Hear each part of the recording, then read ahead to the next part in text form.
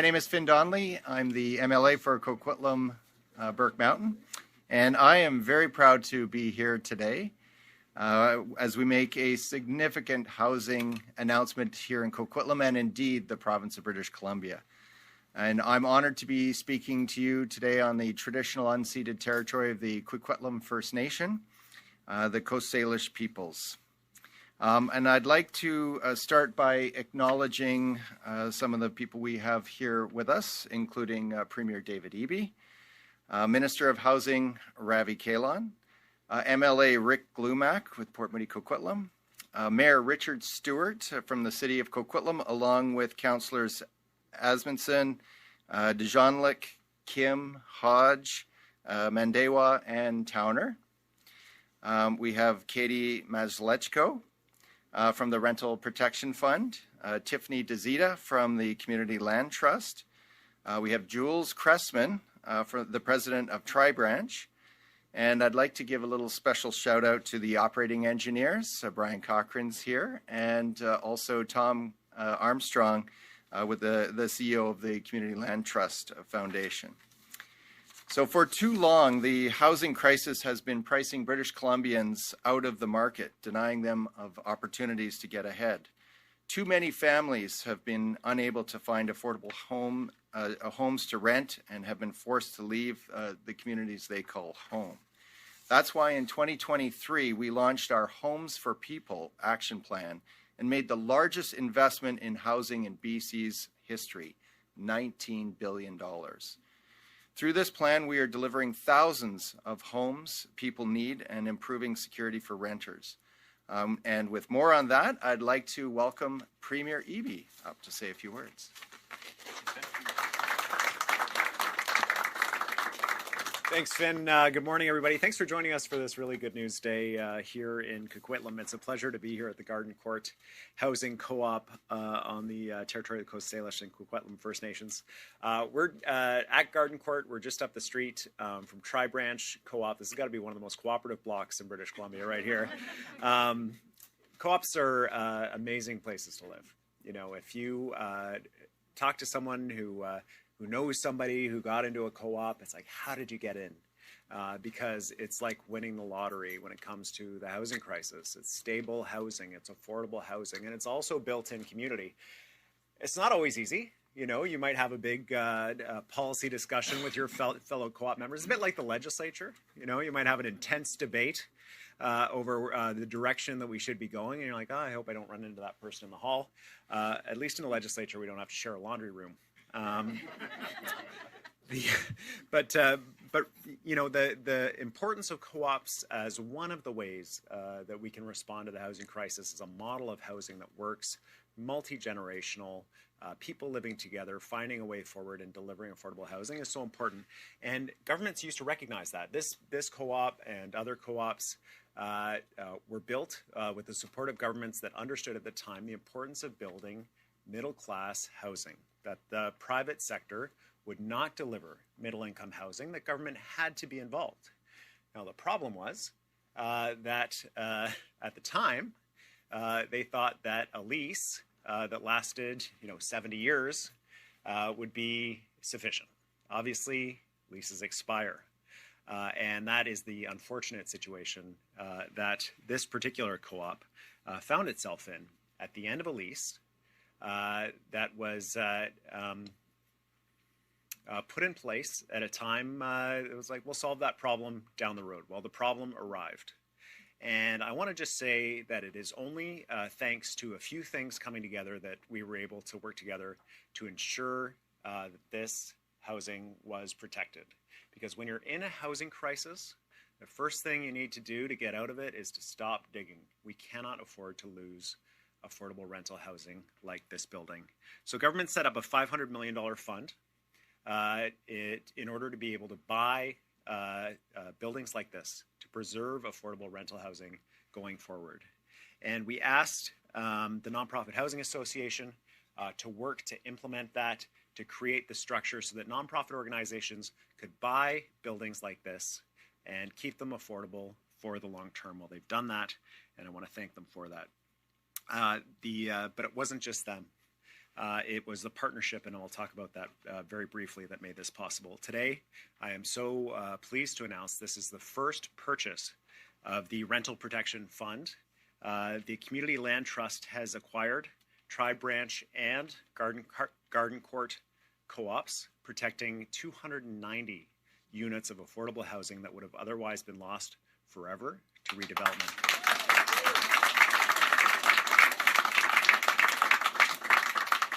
Now, as I say, it was a bunch of people who came together in good faith to solve a big challenge. Here's a building that needs some significant upgrades in order to be viable going forward. It was owned by a union pension fund, and they needed to make sure that their members were protected. It involved significant rent arrears in the building, a huge challenge going forward.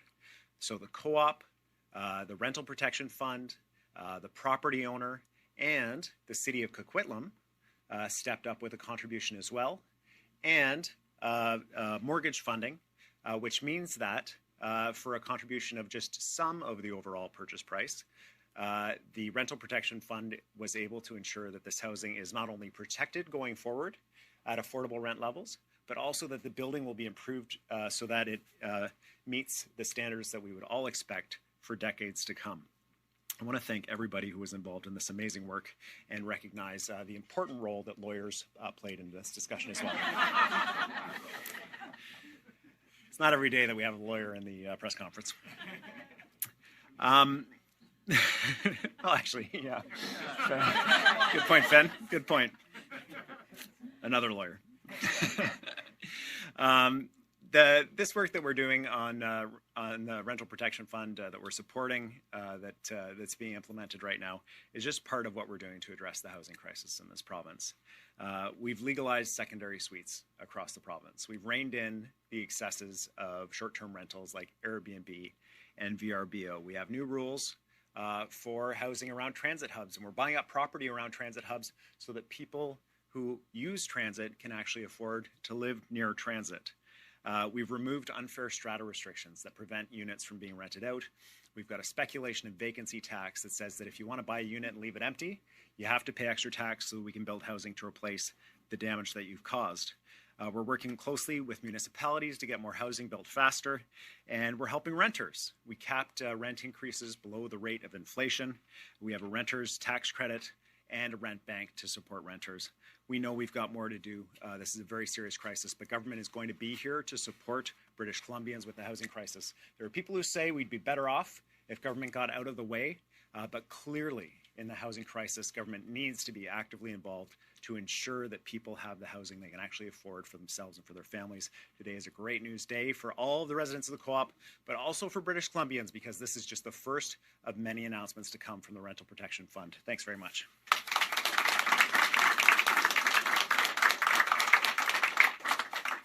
Thank you, Premier, and today is definitely a great day for co-ops, and I'm proud to be part of this announcement, a major first step in another important piece of Homes for People plan. And I'd now like to invite the Mayor of Coquitlam, Mayor Richard Stewart, to come up and say a few words.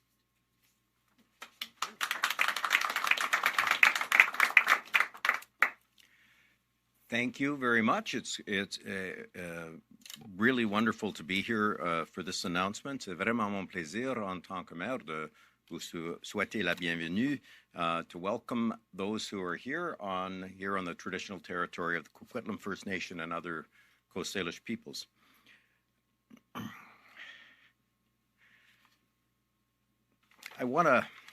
40 years ago, the federal government of the day invested in cooperative housing on these sites. 40-year lease and a 60-year building, or 70-year building, or 80-year building. It's an agreement. It was a contract drafted by lawyers that obviously didn't give all the thought that needed to be given to what happens in 40 years. And one of the big challenges, when I was first elected 15 years ago, one of the big issues we had to deal with was two major co-op properties here in the city center that were challenged because of the way it was set up Co-op is a wonderful form of housing, but the devil's in the details, and we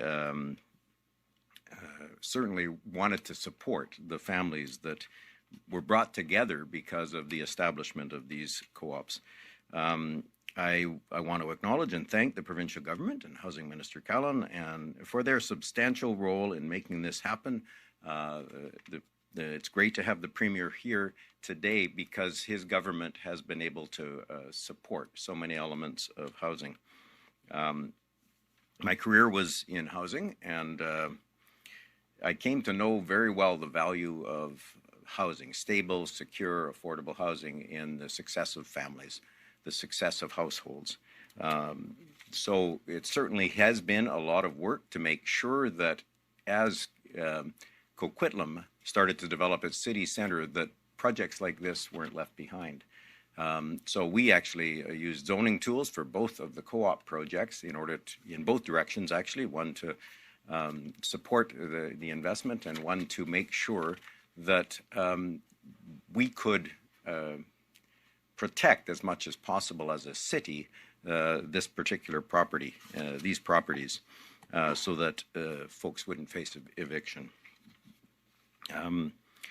This partnership, so we're incredibly proud as the City of Coquitlam to be part of this partnership. This partnership is allowing us to make a difference for 290 local households. It'll ensure that the residents of this community can stay in Coquitlam in affordable, stable housing in the neighborhood they love, close to amenities, shops, and services they need here in Coquitlam. This is community building at its finest. It has been challenging to work through. I remember meetings with Jewel and meetings with Jewel and more meetings with Jewel. And Finn was in many of those and supporting the finding of a solution here. Coquitlam is so happy to have contributed $5.8 million toward preserving this cooperative housing through our Affordable Housing Reserve Fund. For many years, that fund has allowed our council to ensure the development of market housing supports the impacts of growth in our community. Market housing contributes into the fund, and through this fund we apply density bonus contributions from that development into affordable housing in Coquitlam. To date, this has resulted in an investment of more than $20 million of development revenue toward the over 950 non-market rental units in our community. There are lots of ambitious changes happening in the municipal housing landscape. In Coquitlam, we've long been at the forefront of improving housing supply and planning for growth and working within the municipal mandate and in alignment with Metro Vancouver's regional growth strategy.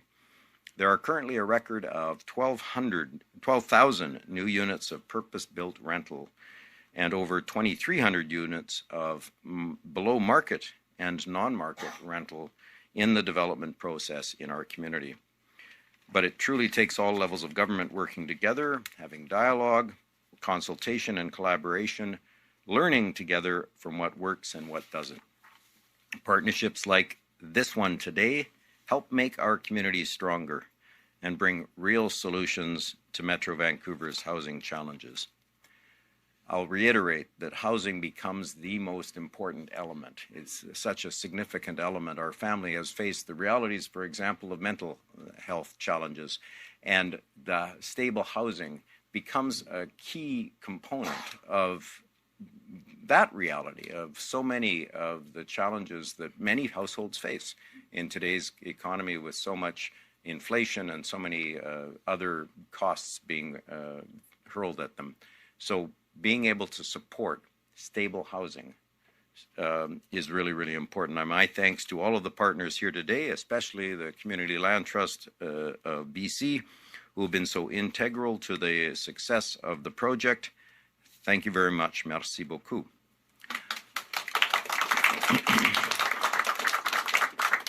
I'd like to invite now Rental Protection Fund CEO Katie Maslechko to the podium.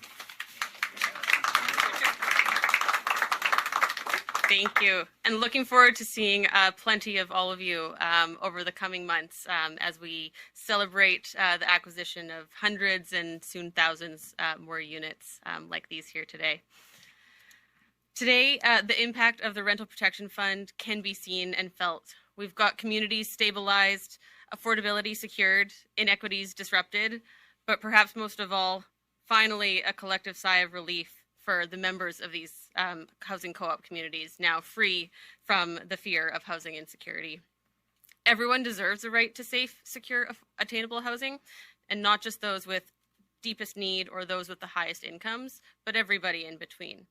And because of that, the fund is thrilled to be able to make this investment to retain and renew these homes to extend their useful life for decades to come. It's far easier to maintain the affordability we've got than to achieve it once it's been lost.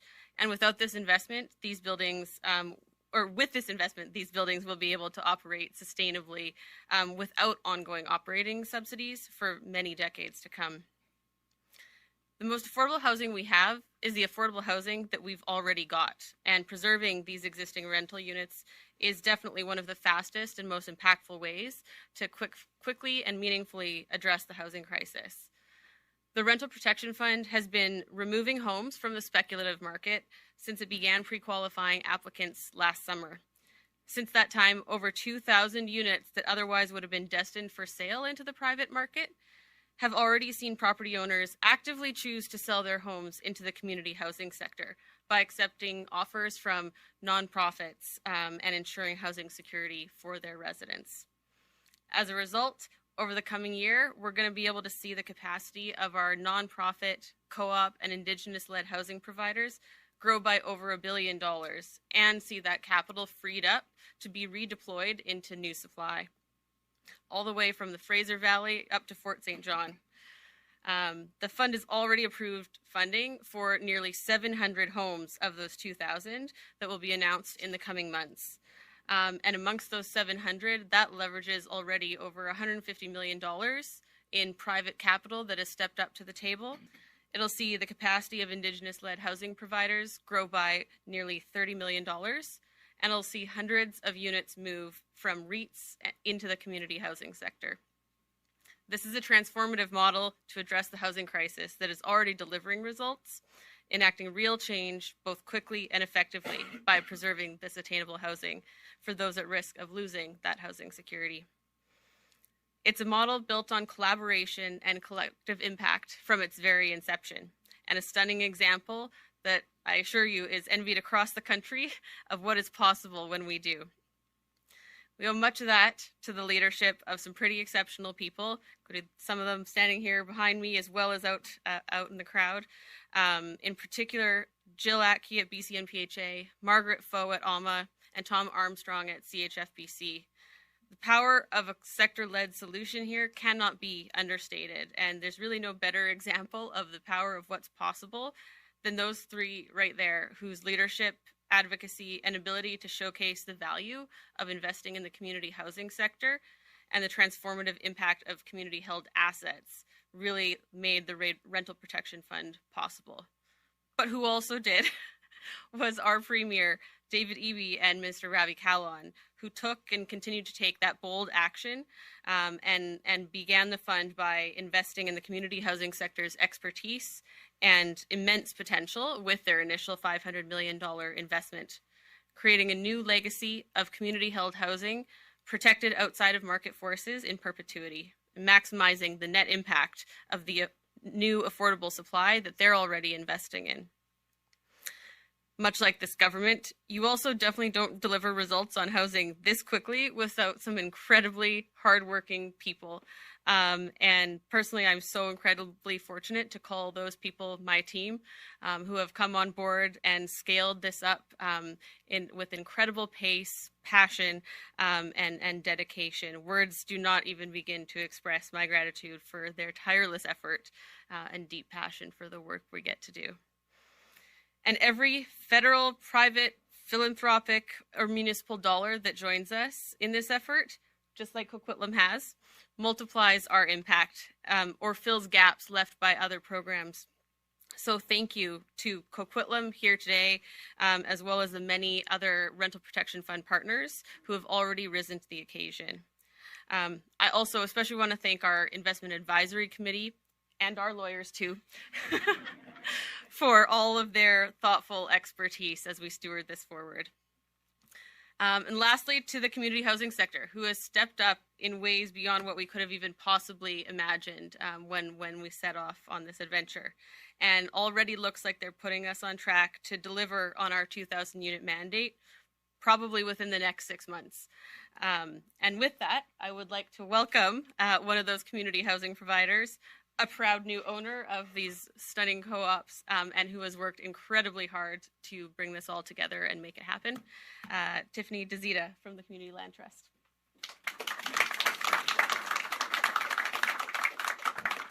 Thanks, Katie. I just have to start off, and I just want to say that it is absolutely amazing of what we're here to celebrate today, because we're celebrating 290 homes in the city of Coquitlam that are now safe, secure, and affordable forever. And as Katie mentioned, so I'm Tiffany DeZita, and I'm the Executive Director of Community Land Trust. And our purpose is to create, preserve, and steward permanently affordable homes and community-led spaces. So this is really exciting for me because this relationship between Community Land Trust, Garden Court Housing Co-op, and Tri-Branch Housing Co-op actually really seeded about 18 months ago when we met with each of the boards to discuss the future of their homes as their leases were coming to an end in October 2022.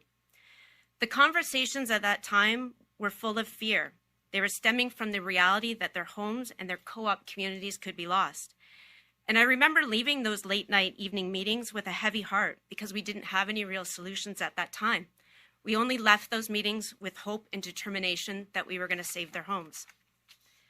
Then the Rental Protection Fund was announced, and we knew this was the missing piece that we needed. And I can honestly say that I'm in awe up here standing here today, thinking about what has been accomplished in such a short period of time. I remember, and a few others probably remember as well, it was just over a year ago, on a very cold day in January, that the Rental Protection Fund was announced. And ironically, it took place at a housing co-op, 115 Place Housing Co-op in Burnaby, that was also part of a successful acquisition of 425 co-op homes in the city of Burnaby, but they didn't have the opportunity and the benefit of a fund at that time. So it seems fitting that we're here for another first for the Rental Protection Fund to take place at another housing co-op right here at Garden Court, where we celebrate the protection of some of our most vulnerable housing stock that is at risk of being lost and placing it under the ownership of the community housing sector, where land and homes will forever be removed from the private sector ownership and insulated from market pressures that erode affordability for those that need it most. So thanks to the Rental Protection Fund and this acquisition, Community Land Trust is now growing its portfolio to about 2,000 occupied permanently affordable homes, and we have another homes that we're building in partnership with the province that are under construction one day. Community Land Trust really has arrived, and I want to acknowledge the talented team of skilled professionals at the Community Land Trust and the Cooperative Housing Federation of BC, who make me proud every day in the work that we do. And I really hope that the rest of the country is watching today and will look at what everybody here and those that could not join us here today have accomplished. Premier Eby and Minister Callan, not only has this government made record-breaking investments in housing, but you really have created something that no government in Canada has ever done before. You trusted your partners in the Cooperative Housing Federation of BC, the Aboriginal Housing Management Association, and BC Nonprofit Housing Association to manage a fund that will save thousands of affordable homes. All eyes are on BC as other provinces and the federal government look at the model and then try and figure out how to replicate it. So thank you for your continued support and investment in the community housing sector, because we are here, we are able, and we are ready to do more. MLA Donnelly, it is your continued support that opened the doors for Community Land Trust to meet with the Coquitlam City Council, and that meeting eventually led to an investment of $5.8 million towards this acquisition. So thank you. Community Land Trust is also thankful for the support of the Coquitlam City Council, and especially Mayor Stewart, who you actively met with, the Garden Court and Tri-Branch members, and always provided your support as everyone looked at a solution to preserve their homes. Brian and Lee with the International Union of Operating Engineers, Local 115. Thank you for your cooperation and your patience for us to reach this milestone. And of course, I need to thank the lawyers as well. So our team from Miller Thompson, Mike and Adam, you've guided us every way, and we have a lot of hard work still to do. I'd also like to thank Katie. You took on a huge challenge with the entire province, looking at you, whether the Rental Protection Fund would ever deliver on what I personally feel was some pretty aggressive timelines. But you did it. And we're here to celebrate that today, and I hope you take a moment to reflect on this accomplishment and the amazing team you've put together that have matched your drive, energy, and your passion. And I look forward to hearing many more announcements in the coming months to demonstrate exactly what this fund is intended to do.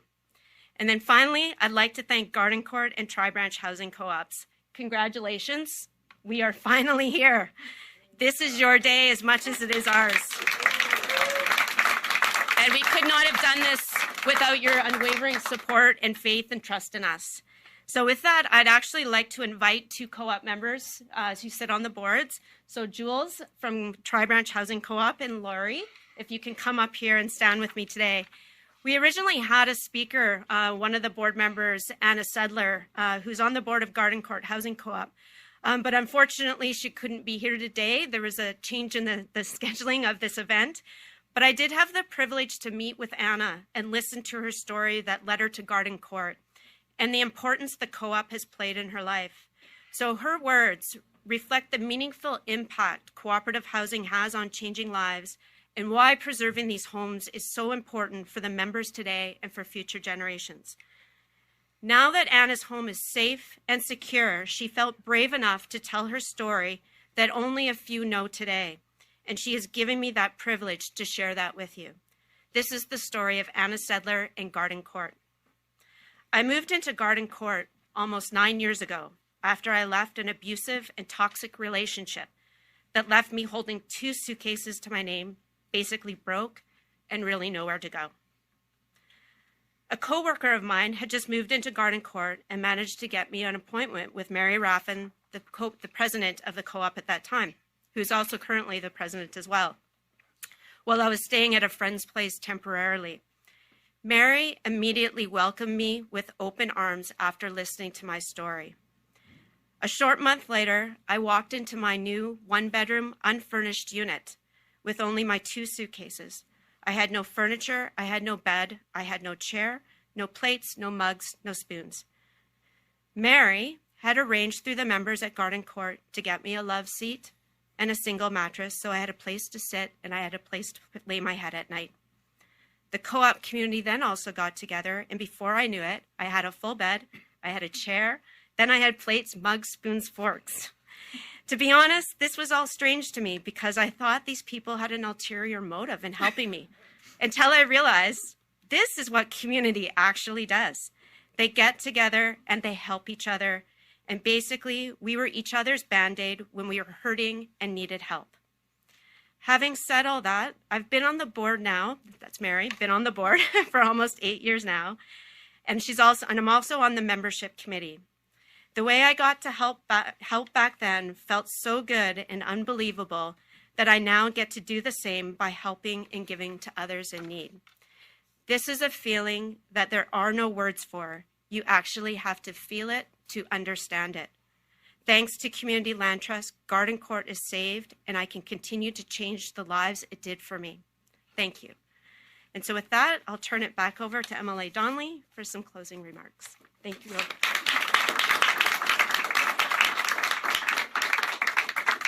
Wow, thank you very much for those passionate, meaningful words, Tiffany, and thank you for the Garden Court and Tri-Branch members to be standing with Tiffany for those. So that concludes today's event.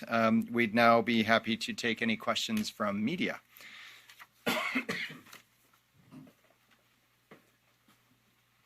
Thanks. Just before we get into questions on an unrelated topic, I heard today about the catastrophic layoffs of journalists, media workers across the province by Bell, the sale of dozens of radio stations, Bell and corporations like Bell have overseen the assembly of local media assets that are treasures to local communities.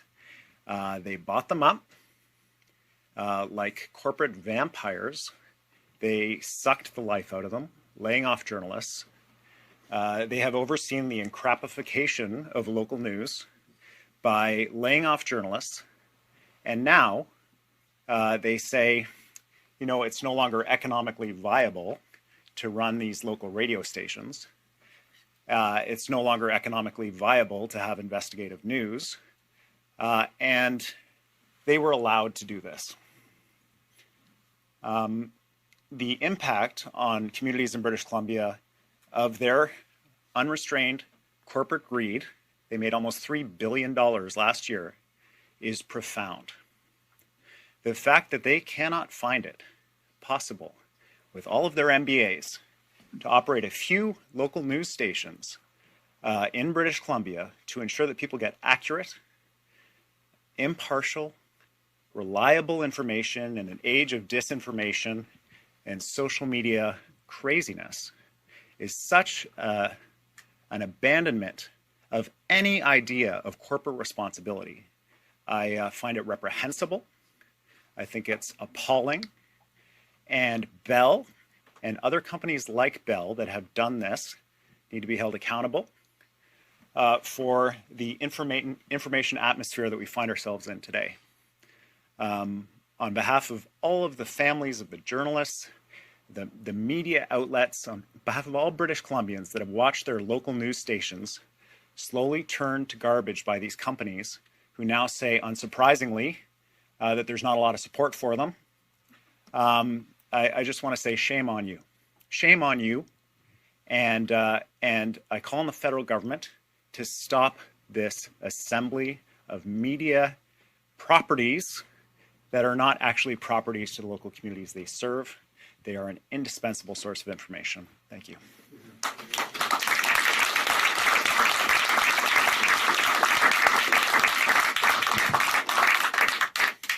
With that, we'll go to media questions. We have media on the phone line. For those on the phone line, please press *1 to enter the queue.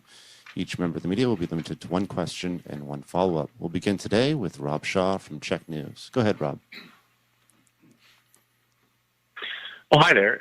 Just on the Rental Protection Fund, given that this is the first announcement, could you talk a bit about how you prevent against the idea of kind of conflict of interest concerns when the money goes to the Community Land Trust of BC, which is established by the Cooperative Housing Federation, which is one of the three board members on the fund, and how going forward do you kind of manage that issue when you have three large organizations on the board potentially giving themselves money from the public? Like, sort of, how do you square that circle? Yeah, this, Rob, this isn't a conflict of interest. This is the design of the program. So the idea here is pretty straightforward.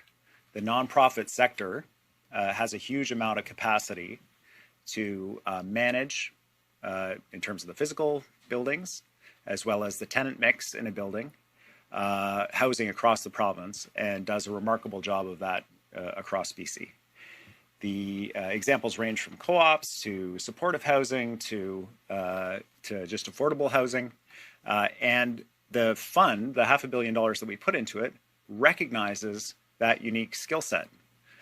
It is by definition a sector that supports itself through associations like the Nonprofit Housing Association and the Co-op Association and others, where they share information, best practice, and the whole goal of the sector is the delivery of affordable housing, which is something that they achieve. Now, we're going to run into, just like in any human operation, there's going to be a nonprofit here that gets into financial trouble, or a nonprofit there that has other issues that need to be addressed. But the track record of the nonprofit housing sector in British Columbia, I would put against any private company engaged in the purchase and operation of housing. The results around affordability, livability, and service to the community are second to none. And we have great confidence in the sector. It's not a surprise to me that the Community Land Trust was first out of the gate. because they are one of the more established and one of the more resourced groups able to do this.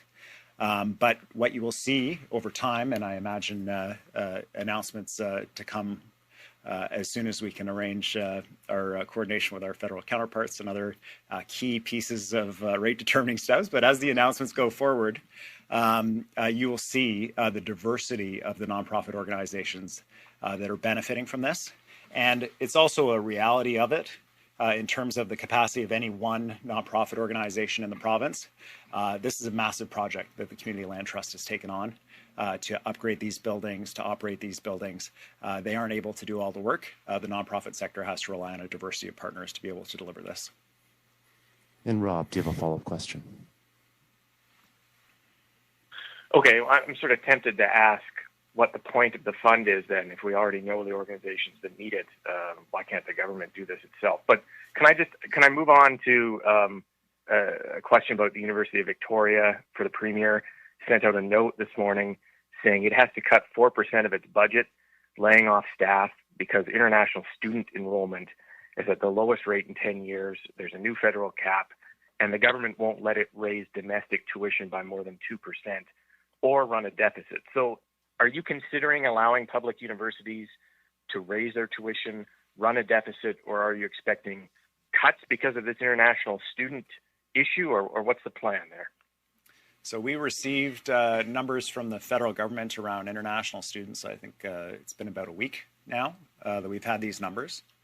The question of how those numbers of visas will be distributed between public and private institutions and which programs or something or issues like that are actively under discussion, both within the ministry and the sector, as well as between the province and the federal government, including whether or not there will be exemptions for certain categories where we desperately need people like healthcare. And so those discussions are ongoing. I would say it's premature for the University of Victoria or any other school to be hitting the panic button yet. We're going to work with the federal government. We'll work with the University of Victoria and others to address the federal government cap and to make sure that the high quality public education that they deliver and others deliver continues.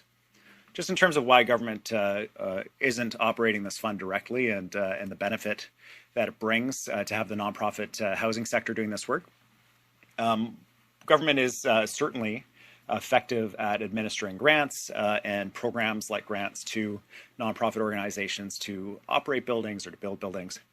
One of the great strengths of this model, and one of the reasons why, as you heard, I think it'll be, and I hope it will be, taken up across the country and by the federal government, is that this fund has the ability to engage in grassroots, on-the-ground partnerships to leverage the government money that we put out over and over again. So this partnership alone involved close cooperation with the operating engineers, pension fund, person-to-person relationships, negotiations over an extended period of time, partnerships with the city of Coquitlam to leverage money from their affordable housing fund, private financing around mortgaging, working with the tenants around how much rent can you afford to pay based on the income that you have, given that the building's in rent arrears. You know, I would love to think that government could potentially get into the weeds like that. The reality is we couldn't. And so to have the nonprofit sector able to work with tenants, property owners, local governments, private sector finance, federal government, and pull together each of these agreements is going to be a unique, bespoke thing that a government program, frankly, just doesn't have the flexibility to deliver. Our next question will come from Katie DeRosa from the Vancouver Sun. Go ahead, Katie. Hi, Premier. On the rental protection fund, it was what kind of operating budget from the government will also be given to make sure that the properties are maintained over time? And also, given that this is $71 million, how many projects do you estimate will be able to be financed with just $500 million? And is there a commitment then to add more if there are more projects that come online? Thanks, Katie. Government's piece in this was a one-time $500 million contribution to the Rental Housing Protection Fund, period. That is the full amount. So I'll turn it over to the Rental Protection Fund about how they're using that money. Yeah, it's one of the key kind of tenets of the model of the program and how it was established, that every property that is acquired through the fund must be able to operate sustainably without ongoing operating subsidies. That gives the nonprofits who are acquiring them the leverage that they deserve and that those properties can have. But it also means that the ripple impact of this initial investment carries on without that kind of ongoing requirement for subsidy and further investment of government funds.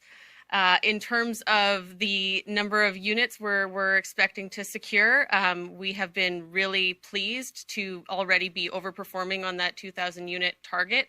I would say we are on track to secure at least 2,500, but also if we see participation from the federal government or a scaling up of this nationally, depending on that model, that could translate into upwards of 4,000 to 10,000 units. And so we would love to be able to establish that sort of partnership and really build upon this initial investment from the province. And Katie, do you have a follow-up question? Yes, sort of back on the international student issue. How soon do you expect the private training branch to start inspecting schools with more vigor, as was announced last month? Like, is it still going to be complaint based, or what do you think it will look like to sort of increase the level of enforcement that was promised? Thanks, Katie. One of the concerns we have is that with the volume of international students that we're seeing in the province, we're not able to guarantee them a high-quality experience here in British Columbia, whether it's in terms of housing, whether it's in terms of exploitation by employers or by the schools themselves. One of the problems we've identified with the complaint-based process around these schools, especially in the private side, is that these students who are coming over, many of them coming from countries that don't have strong governance oversight, but also, just in terms of the sheer numbers and our ability in British Columbia to respond to complaints that are coming forward, their concern is in complaining about an institution, the quality of education they're getting, complaining about an immigration agent, complaining about an employer, complaining about a landlord might mean that they lose their housing, they lose their job, they lose their visa, and so they aren't bringing the complaints forward. And I totally understand why they would feel that they couldn't do that, but that puts the responsibility on us to go out and make sure that they are protected, that the school has the capacity to ensure their students are looked after, that they're getting a high-quality education. And so we'll be strengthening our oversight directly and moving away from the complaint-based system because it's not working to address this issue that the students have been facing. For our next question, we'll come back to the floor with Janice Clue from Tri-City News. Go ahead, Janice. Good morning. Will rents be going up at these two buildings? So in terms of the specifics, I might turn it over to the board, but in general, the rents will be geared to income. So the amount of money that a person makes will determine the amount of rent that they pay. A lot of work went into working with the tenants here about identifying income and what people could afford to pay, and therefore what the budget would be for operation of the building and what was needed to be financed and what the purchase price could be. But I wonder, the Community Land Trust might be the best place to answer this. Community Land Trust has worked with both of the co-ops for, like I said, the better part of 18 months. And so we still have work to do, but it's fair enough to say that their housing charges, which are their rents, will be going up, but they'll be going up at levels that members' incomes can afford. And we'll be working with both of the boards and their membership to make sure that when the housing charges do go up, that they are affordable and will remain affordable. Our next question, we're going back to the phone lines with Richard Zussman from Global News. Go ahead, Richard. Premier, thank you so much for your support for local broadcast media. One of the things the All-Party Committee here at the Legislature recommended around changes to the Police Act was around changing the composition of police boards and removing mayors as the boards of those police boards. We have seen now a few instances where there have been challenges with politics related to police boards. How close is the province to making this change, and do you believe that police boards would be more effective if mayors were no longer the board chair? Thanks. The Solicitor General's office has been working on changes related to the policy recommendations that the all-party committee has brought forward in relation to policing. One of the frustrations I know in local government, especially for mayors, is sitting as the chair of the police board, and being accountable in that way, but not actually having the full control of the police board. This has caused all kinds of headaches, and I understand there's some concern in Vancouver right now. The reforms are clearly needed, and we'll be working with local governments and with police and with the public in terms of the changes that are coming forward. The Solicitor General's office is working on it right now. And Richard, do you have a follow-up question? We are expecting an update today around conditions of drought in this province. I'm sure you have seen the information around continual concerns about snowpack being low, drought being high, and the risk that poses. How worried are you about what is coming up here through the spring season and into fire season? And what mitigation is the province looking at to help prevent some of this devastation we have seen over the last few years? Thanks, Richard. I know a lot of British Columbians who are out on the land, whether they're skiers or hunters or they're just walking around in the woods. They're seeing how dry conditions are. We have somewhere in the neighborhood of 100 fires that are still burning in the province, and this marks the year when I learned that fires can actually burn underneath snow. I didn't know that was a thing, but if conditions are dry enough, that is in fact what can happen, and what the fire service tells me is happening in parts of the province. We are in some of the most dramatic drought conditions that have been seen in our lifetime in the province, especially in the northeast. And we look at what's happening in Chile, when we look at the dryness and the fires that they're seeing and the forest fire seasons that we've had, and knowing that water levels behind dams for hydro are low, knowing that farmers didn't have enough water to grow feed for their cattle this summer, knowing the forest fire impacts we've seen, I am really worried about the summer that's coming up. The only thing that eclipses my worry about how dry it is to look at California right now, the atmospheric rivers, and the worry about too much water. The weather that we're having is so unpredictable and so extreme right now that the economic impacts and the human impacts in our province feels are much more acute, like we're the early warning sign for the rest of Canada about what's coming with climate change. So we need to continue to be on the front lines of the fight against climate change. We need to be on the preparedness end. So we have the Wildfire Task Force that is completing its work, a series of recommendations to us that are already being implemented around ensuring that we're learning from last forest fire season, already implementing changes. We're going to look to the federal government for continued support around military resources, that they're trained and ready to go if we need them. Hopefully not. And we'll do what we can to support other jurisdictions like Chile that are facing these forest fire seasons, because we know they help us when we're in our forest fire season as well. And we do what we can to help each other out in this remarkable time we live in. Our next question will come from Chad Pawson from CBC News. Go ahead, Chad. Yeah, thank you for the question.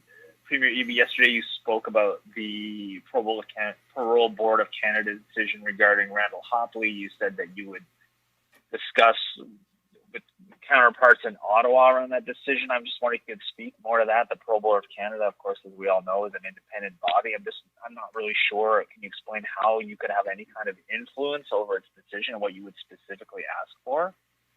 So there's two components to the decision about whether or not to release child predator Randall Hopley here.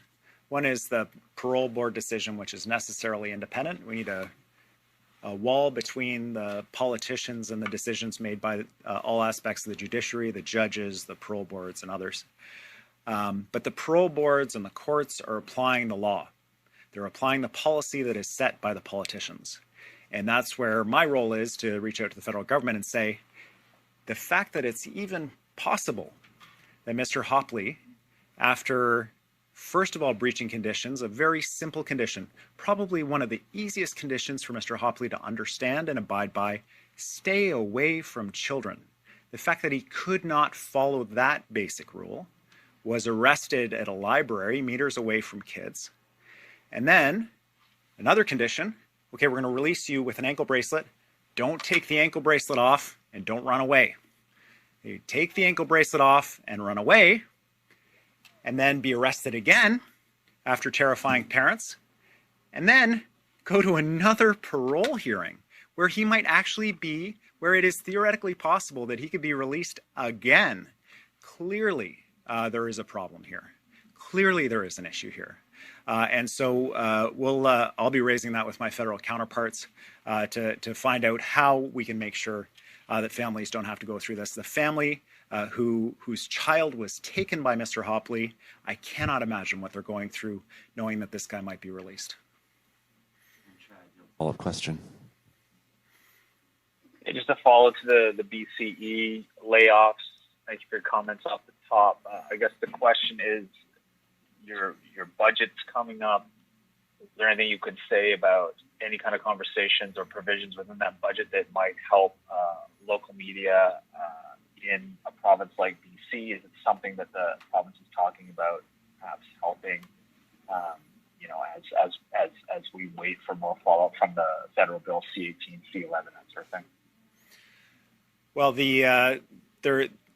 we're doing the best we can at the provincial level to provide support and encouragement for initiatives we've seen from the federal government. When Facebook shut down connections to local news, including in the fire season in British Columbia, despite our overtures to them, please, Facebook, people need access to local news. Please, Mr. Zuckerberg, please turn on the local news for people fleeing fires.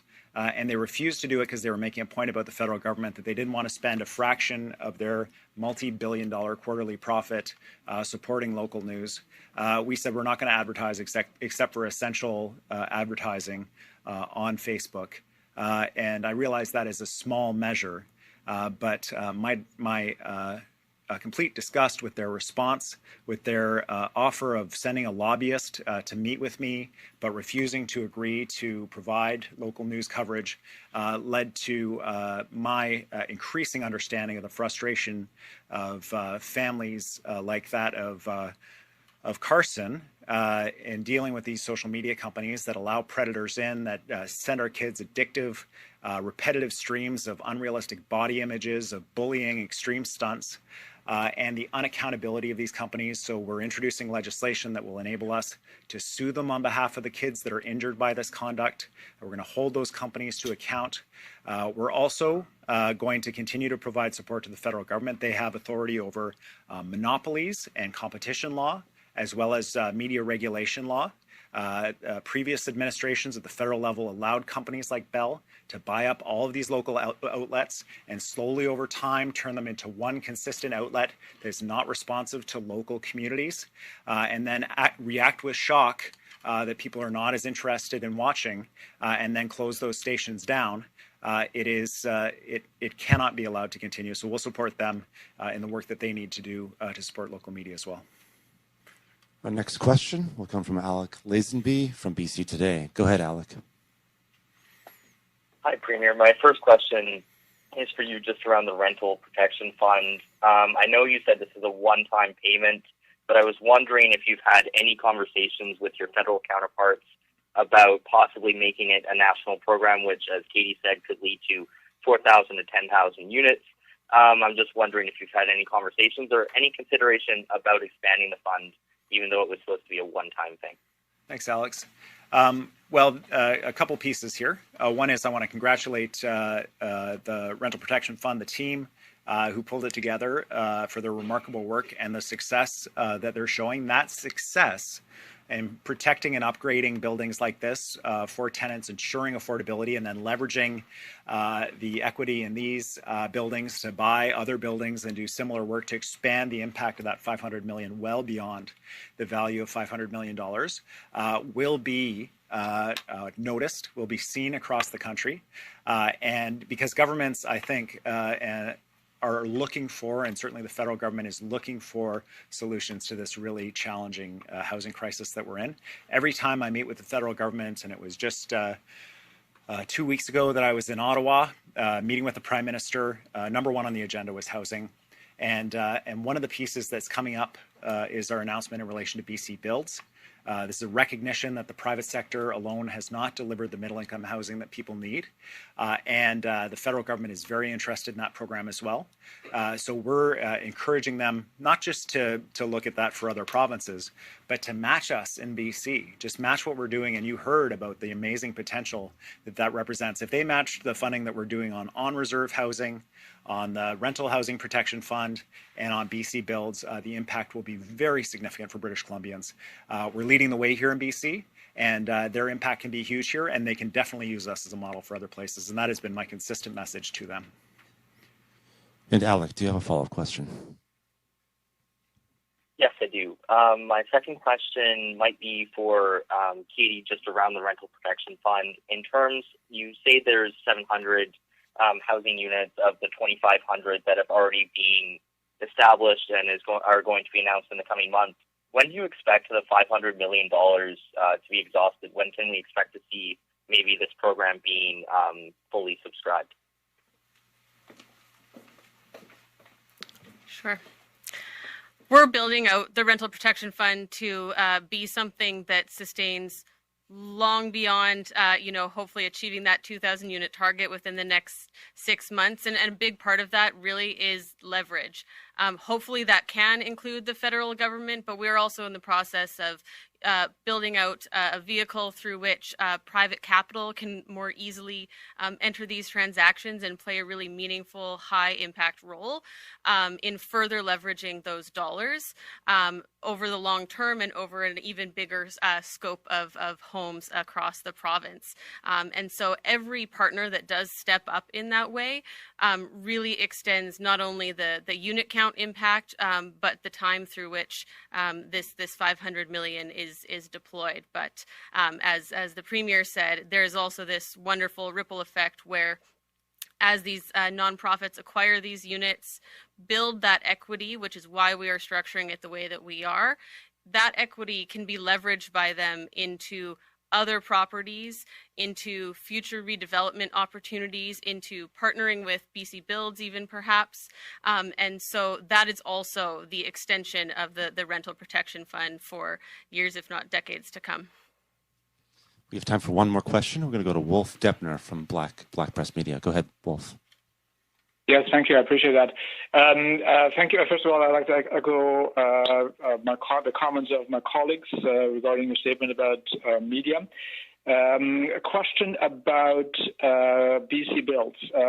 What, if any, update can you offer regarding timing and details?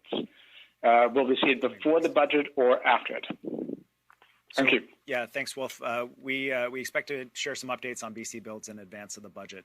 We're preparing for that right now. And Wolf, do you have a follow-up question? Yes, thank you. Question, I know ski hills are not the most important things facing us when it comes to climate change, but it's one of the industries impacted by the lack of snow. Right now, you've talked about this issue in the past. What, if any, update can you offer regarding various financial supports for ski hills, among other industries impacted by climate change? Thank you. Thanks, Wolf. We're theoretically in the middle of ski season, but I think as many British Columbians know have thrown their skis, or I will also acknowledge snowboards, into the car and gone up to the hill. It's not the kind of ski season that we're used to, and there's a lot of concern that this might be the new normal for many parts of our province. To the best of my knowledge, we have yet to be approached by ski hill operators in relation to the impacts that they're seeing already. This is an industry that has good years and bad years without question, and they're accustomed to those ups and downs, but this, I think the worry is, might be an extended down period. So we will work with the industry as they come forward to discuss how we can make sure, as best as possible, BC remains a world-class destination for skiing. The sector, though, Wolf, that I'm particularly concerned about right now is the agricultural sector. With the unexpected cold snap and the huge swing in temperatures we saw, combined with the lack of snow cover, the impact on our fruit industry, everything from grapes for wine to fruit trees, blueberry bushes, and so on, has been quite significantly impacted. The sector is still doing an inventory to understand the impact that we're seeing. Food security for British Columbians, our ability to grow food, provide food, not just for ourselves, but for other people around the world is critically important, and we'll work closely with that sector. They have reached out for support. They have reached out to ask us how we can help them recover from this massive impact and to the extent possible, climate-proof their industry, and we're going to work with them on that. That's all the time we have for today. Thank you to everyone for joining us. Thanks very much.